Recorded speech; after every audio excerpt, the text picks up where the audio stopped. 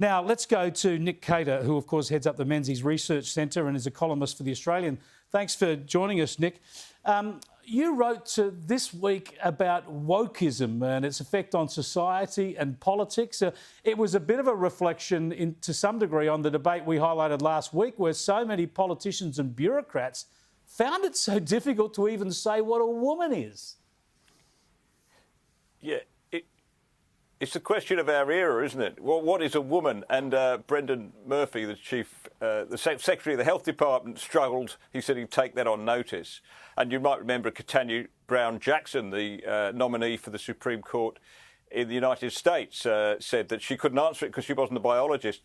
The Prime Minister was asked the question on Friday on 3AW and answered it admirably in 6 words, to the effect that a woman is a member of the female sex. It's quite straightforward, isn't it, really? But why this has become so tricky for people who, don't want to upset woke people. Why it's become so tricky is because the definition of a woman is no longer biological as far as, the activists, the transgender activists are concerned. It's a matter of identity, and if you identify as a woman, that's OK.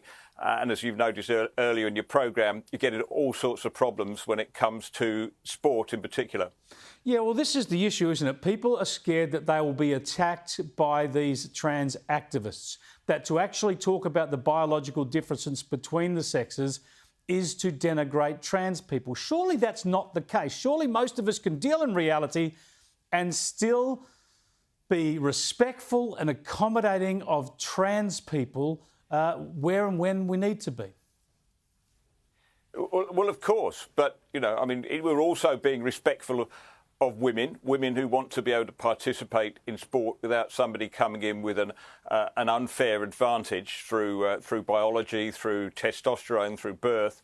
And we're protecting women's safety. A lot of women wouldn't feel particularly safe in a changing room or a toilet if there was a biological man in there. So, look, there are competing issues here, but I think it's quite clear that we should stick, for the most part, to the biological definition. If somebody identifies as a woman, we pay them no disrespect. We respect them, but it will obviously mean that they won't be able to do everything a biological woman can for just common sense reasons. The point is, Chris, look, you could go out to the Royal Hotel in Yass, and this would be perfectly understood in the front bar. But this is why I think Canberra, of course, it's very confusing. Well, but this is why I think our politicians on the Conservative side, especially, it really should be the Labor Party as well, but they ought to have these debates. They oughtn't run from them. They seem to be cowed by the activists because, sure, this doesn't fix the balance of payments or repair the budget.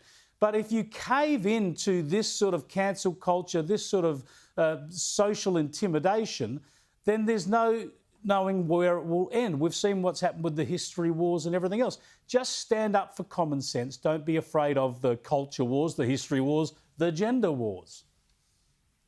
Yeah. That's right, because, the activists behind this campaign, they've got a lot of other things on their agenda too, including dismantling the nuclear family, taking away parental rights in school and so forth. You just have to hold a line here. And it's interesting, that politicians around the world who now are holding the line on this, Boris Johnson in Britain has been very clear on this, as opposed to Keir Starmer, who hasn't been able to answer the question, what is a woman? And, in the United States, Governor Ron DeSantis notably taking on the Disney Corporation, or Disney company, over this.